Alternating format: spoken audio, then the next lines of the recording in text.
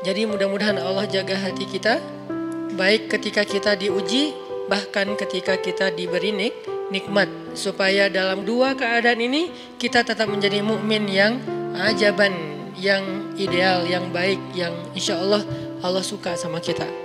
Kalau diuji sabara fakana khairallah, kalau diberi nikmat syakara fakana khairallah. Kalau dia diuji dia bersabar dan itu kebaikan untuk dia. Ternyata diuji ujung-ujungnya baik. Lewat apa ujian menjadi kebaikan? Lewat sabar. Bukankah Allah bilang wabasyiris sabirin? Sampaikan berita gembira kepada orang yang sabar. Ada banyak kebaikan yang Allah sediakan untuk orang yang sabar kalau dia sabar.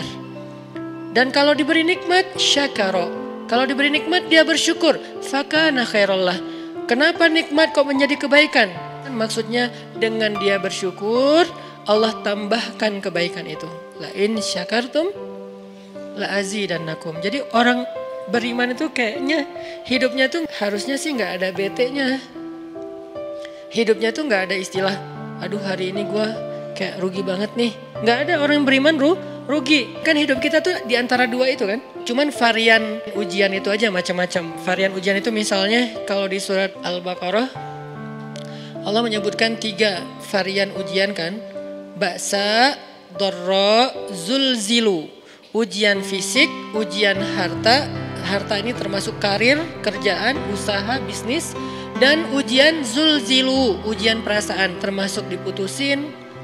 Atau orang yang dekat sama kita jadian sama yang lain. Atau mungkin di unfollow oleh ya gitu deh. Saya kalau udah ngebahas bab ini agak gimana gitu. Jadi 3 varian ini masuk kategori apa? Masuk kategori ujian. Tetap aja 2. Kalau nggak ujian nikmat antara 2 itu nih. In asabathu sarra syakara wa in asabathu dharra sabara. Udah gitu aja. Dan nanti bahkan sampai ayatnya gini. Alladzina yunfiquna fis sarra'i wad-dharra.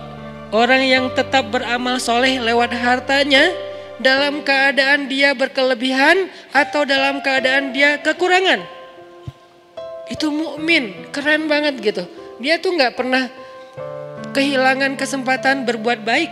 Baik beramal soleh ketika dia dalam keadaan dikasih nikmat maupun beramal soleh ketika dia dikasih ujian, tetap aja beramal soleh.